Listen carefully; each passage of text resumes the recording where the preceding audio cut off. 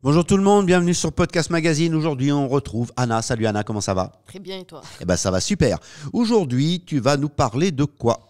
Bien, tout simplement des inégalités entre les hommes et les femmes dans le sport. Ok, c'est parti, on t'écoute. Autour du sport, il y a énormément, mais vraiment énormément de stéréotypes. Par exemple, quand on dit le football, malheureusement, on va l'associer au masculin. Et on est obligé de rajouter féminin pour parler des filles, alors qu'on ne fait pas ça pour les hommes. Ensuite, il y a d'énormes inégalités au niveau du salaire. Mais quand je dis énorme, c'est vraiment énorme. Par exemple, un joueur d'handball en Ligue 1, il va être payé 6 900 €.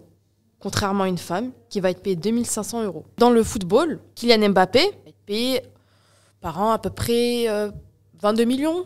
Amandine Henry, par an, elle va être payée 360 000 €. Il y a entre 16 et 20% des retransmissions télévisées qui sont consacrées à des compétitions pour les femmes, selon le CSA.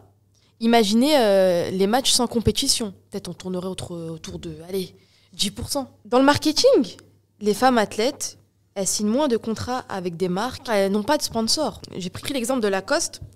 Lacoste, ils ont fait une collection pour Novak Djokovic. Je suis partie sur Internet, j'ai fait beaucoup de recherches. J'ai essayé de voir s'ils ont fait aussi des collaborations ou des collections consacrées aux femmes. Je n'ai pas trouvé. De plus, Nike, ils ont fait des collections pour Kylian Mbappé, pour Cristiano Ronaldo. Des footballeurs, des grands footballeurs. Et malheureusement, j'ai fait la même chose. Je me suis renseignée, j'ai essayé de trouver est-ce qu'il y a une collection Nike consacrée à une femme, à une footballeuse ou une handballeuse. Eh bien, non. Il y a aussi la visibilité dans les réseaux sociaux. Amandine Henry, elle a 250 000 abonnés sur Instagram à peu près. Et Kéra Amraoui, elle est à tourner à peu près peut-être 440 000 abonnés. Alors qu'on prend des footballeurs comme Varane, il est à 17 millions.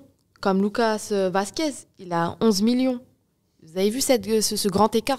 C'est triste malheureusement. Donc on peut en conclure qu'en France, le sport féminin et les sportifs féminines, elles sont moins valorisées, en particulier dans leur représentation par les médias. Et toc, merci Anna, je suis entièrement d'accord. On va se retrouver très bientôt pour un nouveau podcast. À très bientôt, bye bye.